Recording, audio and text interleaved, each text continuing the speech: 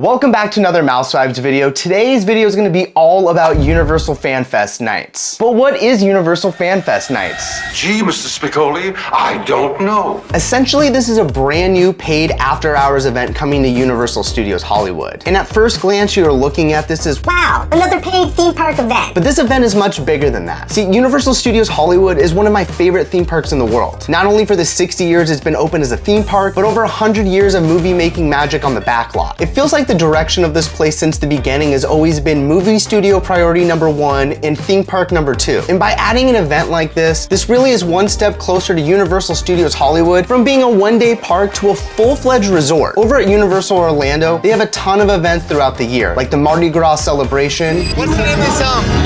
No idea. Which I'm still not over the fact that I don't get to see Joe Jonas or T-Pain this year. I want to be on a boat.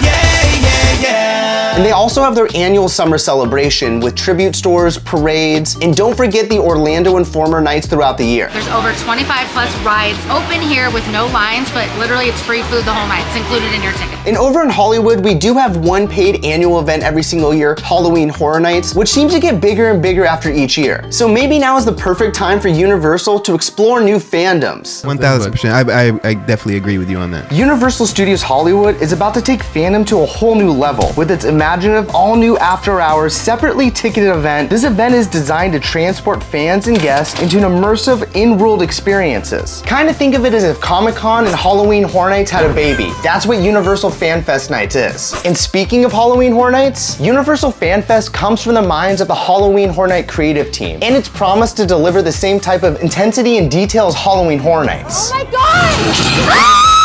It's basically like a PG-13 version of that event. Did you settle for a PG-13 relationship? And just like Halloween Horror Nights has a bunch of IPs to fill out the park with all things spooky, Universal FanFest Nights has a theme too, and it's basically all things sci-fi, fantasy, gaming, and anime. This is a huge untapped market within theme parks. This place is an untapped resource. And the 7 IPs that will be found at this year's Universal FanFest Nights are Star Trek, Back to the Future, Dungeons and Dragons, One Piece, Jujutsu Kaisen, the Wizarding World of Harry Potter, and Super Nintendo World. Honestly, I'm pumped for this. This sounds so unique and different, and the cool thing about Universal FanFest is that they're encouraging all guests and fans to dress up. I'm a mouse. Duh. This is your opportunity to go crazy and put your best Marty McFly cosplay on, or if you're a Trekkie, I need to see those Spock ears. So let's go over what to expect from the 7 IPs at Universal FanFest Nights. The first one is Star Trek Red Alert. Inspired by the Star Trek universe that has entertained millions of fans, this daring walkthrough experience will boldly take guests on an immersive adventure aboard the USS Enterprise NCC 1701D, man, that's a heavy name, on a mission to prevent an interstellar threat. Guests will find themselves transported to the year 2403, just as an overworldly entity wreaks havoc on the ship. As the chaos ensues, guests will venture further into the Enterprise, navigating familiar Star Trek environments from the engineering room to transporter pads to the soul of the Starship Enterprise, the bridge. This is an original set piece featured on the 3rd and final season of Star Trek Picard. Engage. This is gonna have special effects, audio-visual effects, multi-sensory activations, and themed performers. Oh my God, I knew it. I knew it. I knew it. Okay, Star Trek Red Alert sounds insane. And that description kind of leaves me wanting to know more. So where is Star Trek Red Alert gonna be found? This is gonna be found in the upper lot in the former Walking Dead attraction. And just like the footprint for the old haunted houses within the Walking Dead attraction, you're gonna move through Star Trek Red Alert in the same fashion. As you enter each room, storyline will play out. And honestly, I think this is such a cool way to use this space. The Walking Dead attraction sits empty for literally 9 months out of the year, and it's cool for them to find another way to use the space. Next up is the one I'm looking the most forward to, and that's Back to the Future Destination Hill Valley. This nostalgia experience is based on the 1985 Back to the Future blockbuster movie and invites guests to time travel back to 1955's Hill Valley along the film's iconic characters. Time travel begins the moment guests climb aboard the studio tour, aka the Fan Tram. I actually really like that name, Fan Tram. What a great name. Once you board, you're gonna venture towards Courthouse Square, the original filming location for the classic film, located on the Universal Studios world-famous backlot. Back to the Future, Destination Hill Valley will pay homage to this groundbreaking film that inserts guests into many familiar scenes with iconic props, with the original Lion Estate monuments to the time machine on display. Guests will have the sensation of going back in time as they partake in the energetic recreation of the Enchantment Under the Sea dance. Please tell me Marvin Berry is gonna be there, please? Your cousin, Marvin Berry? Plus, experience a stunning recreation of the Clock Tower lightning strike, sending Marty back to the future multiple times each event night. I finally get to live my dream. This is insane. We get to go back to Hill Valley 1955. And if the synergy couldn't get any more real, this summer Back to the Future is celebrating its 40-year anniversary. Okay, there's so much to talk about with Back to the Future Destination Hill Valley. Let's just start from the top of this. So right when you get on the studio tram tour, it sounds like Doc Brown is gonna take over the studio tram tour. And if I had to guess on how we're gonna get back to 1955 Hill Valley, I have a feeling he souped up the studio tram tour and we're probably gonna gun it to 88 miles an hour. When this baby hits 88 miles per hour, you're gonna see some serious Where we're going, we don't need roads. roads. Where we're going, we don't need roads. That's the quote, right? This is my time machine. I'm gonna throw you in my DeLorean, gun it to 88. And once we get to Hill Valley 1955, this entire town is gonna be brought back to life just like the film. There's gonna be town citizens walking around, and at certain points, everyone in the town is gonna break out into song and dance. So we're getting Back to the Future the musical as well. I like what you guys are throwing down. I like the way you move. Here's a map of this entire area to see where everything is gonna be placed. I love that they're utilizing more of the Courthouse Square area. I've never been to the very back of this space, but I think this is where they're gonna put the Enchantment Under the Sea dance. Am I allowed to hang out here for the entire event? No. No, man. Asking for a friend. And once you're wrapped up in this area and you've done everything in Hill Valley, you're gonna get back on the studio tram tour to head back to the rest of the event. Which brings us to our third IP, Dungeons and Dragons Secrets of Waterdeep. I myself am not a Dungeons and Dragons girly, but I have some friends who play. I like to play.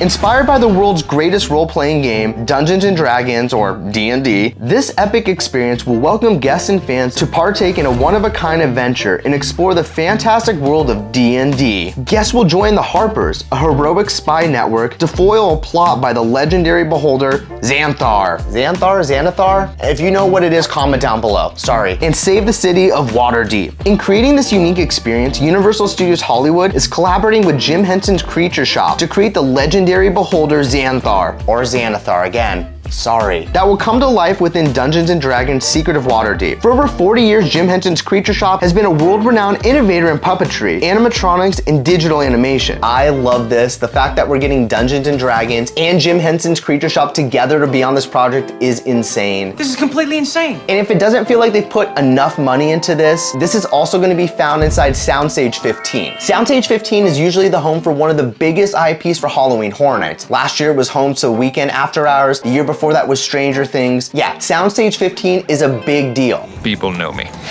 Moving on to the next IP, which is totally unique and something we've never seen here in any of the domestic parks, is One Piece Grand Pirate Gathering. This unique experience is inspired by the long-running global hit anime series One Piece that follows the adventures of Monkey D. Luffy and his Straw Hat crew. The Grand Pirate Gathering will transport guests into the series' fictional world of pirates through an immersive and interactive experience, complete with iconic visuals and scenic environments that place fans at the heart of the action. Guests will also have time to enjoy uplifting meet and greet opportunities with different characters, as well as participate in themed interactive photo ops. I love that they're bringing One Piece to the parks. This is so cool and so different, and I feel like the anime community has really been asking for this. We've seen it go off at Universal Japan, and I love that they're bringing it here to Universal Studios Hollywood. So this experience is actually gonna be located on the upper lot, and it's not a house situation like Star Trek or Dungeons and Dragons that we just talked about, but think of it more as a scare zone at Halloween Horror Nights, but since this is called FanFest Nights, it's a fan zone. So this fan zone is gonna be located on the upper lot, right next to the Power Up Cafe. Again, more Halloween Horror Night references. This is the area where they have the fire cannons every year. And to go along with this fan zone, we're gonna have meet and greets with the characters. Expect to meet the Straw Hat crew right in front of the DreamWorks Theater. And speaking of the DreamWorks Theater, this is where our next IP will be. Jujutsu Kaisen, Hunger of the Cursed. This anime experience is inspired by the widely popular Japanese manga and its anime adaptation.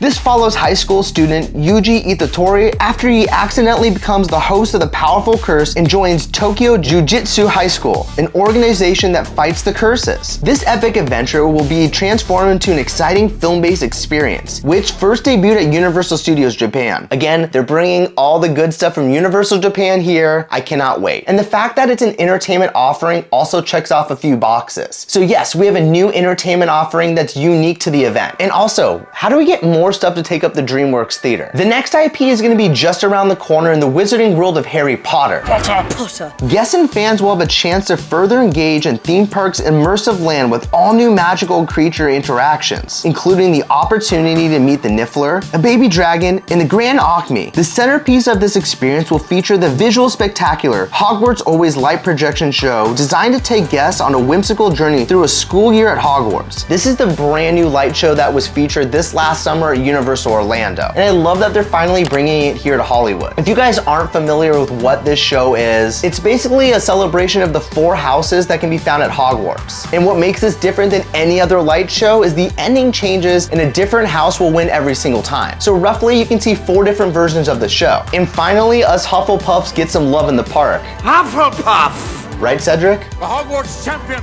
Cedric Diggory. Alright, and the final IP is going to be found inside Super Nintendo World, and it's called Let's Go Yoshi. This exciting addition to Super Nintendo World will mark the debut of a beloved fan favorite, Yoshi, as a brand new meet and greet character within the land during Universal FanFest nights. Are you kidding me? I get to finally meet Yoshi? As part of Yoshi's Welcome to the Land, guests will have a chance to interact with Yoshi as they engage in a scavenger hunt to locate all 5 colorful Yoshi eggs. After completing this original quest, guests will reap the benefit of a very special reward with the unique opportunity to meet a different colored Yoshi. Plus, guests will be treated to celebratory drone moments that will illuminate the night sky throughout the event. Not only do we get a Yoshi meet and greet character that is unique here, that's something that hasn't debuted anywhere, even Universal Japan. How do we get so lucky on that? But there's also going to be an interactive game that goes alongside. So the scavenger hunt, I'm guessing, is going to be a digital game that you're going to need a power band to participate. And I'm guessing once you find all 5 of those eggs, it's going to be loaded up on your Universal Studios app. And once you collect all 5 eggs, I'm guessing you're going to present this to the team member outside of the Bowser Jr. Challenge. The Bowser Jr. Challenge works almost the same way. You have to collect achievements within the land to be able to go into this room, and that feels exactly what this is. You're going to find all 5 of those Yoshi eggs, present it to the lady, and inside the Bowser Jr. experience, you'll have the chance to meet a different colored Yoshi. So I'm guessing that different colored Yoshi will be in digital form. And now that we've touched on all 7 IPs for this event, let's talk about the thing everyone wants to know about, and that's the food and beverage for Universal FanFest nights. Themed food and beverages for the 7 IPs will be scattered around the event, and I'm guessing it's going to be similar to the layout at Halloween Horror Nights. The Universal Plaza will be the main meetup area. This will be where you're going to find live entertainment, food and beverage, and the best opportunities for cosplayers. So basically, interactive photo ops, all of that will be in the Universal Plaza. We know for a fact that the Hollywood and Dine will be themed through Wicked through this experience, so I wouldn't expect any food and beverage for Universal FanFest in that area. But a possible location to find some tasty beverages, especially the Star Trek ones, is going to be over at the Carl Laemmle Plaza. There's no official word on if anything is going here. Obviously, for space reasons, it makes a lot of sense. They've utilized this space the last 2 years at Halloween Horror Nights with the Peacock Bar, and last year with the Chucky Bar. So it feels like the Star Trek bar fits perfect in that area. Also look for all the standalone food locations and bars around the park to be open as well. I know Mulligan's will be open. I'm sure Moe's Tavern and everything in Springfield will also be open. So themed food will be also found on the lower lot. And if I had to guess, similar to Halloween Horror Nights, all of the food in the lower lot will be for the attractions on the lower lot. So I'm guessing this is where you can find all your Dungeons and Dragons food and drinks. And if I had to guess on where this is going to go within the lower lot, my first guess is above the Jurassic Cafe. Again, this is a space they utilize for Halloween Horror Nights every single year, and it's out of the way, it's above everything, so kind of makes sense, right? Yup. There's also Yoshi-themed food, like this fettuccine alfredo, which should be served in the Toadstool Cafe. And there's a Yoshi-themed smoothie. Hopefully this goes on the upper lot in the Power Up Cafe. I always love a nice grab-and-go drink on the way to the lower lot. So when does this event take place? Universal FanFest starts April 25th and is gonna run 4 straight weekends ending on May 18th. So you're gonna have 12 opportunities to experience all the fandoms. Okay, so now that we've explained what Universal FanFest Nights is, let's go over ticketing for this event. There's gonna be a bunch of different ticket types, starting at $74 for your general admission ticket. They offer Universal Express Pass, Universal Unlimited Express, which means you can do all the attractions unlimited. They also offer VIP tours, early entry tickets. It's basically the same ticket rules as Halloween Horror Nights. Again, I can't stress enough how massive this event is for Universal Studios Hollywood. And if we want to continue to have more events and explore different fandoms, we really all need to support Universal FanFest nights. If you are going to be at this event, comment down below what you're dressing up as. I can't wait to see everyone there. If you're new to the channel, make sure to like and subscribe. It really helps us grow, and if not, thanks for stopping by.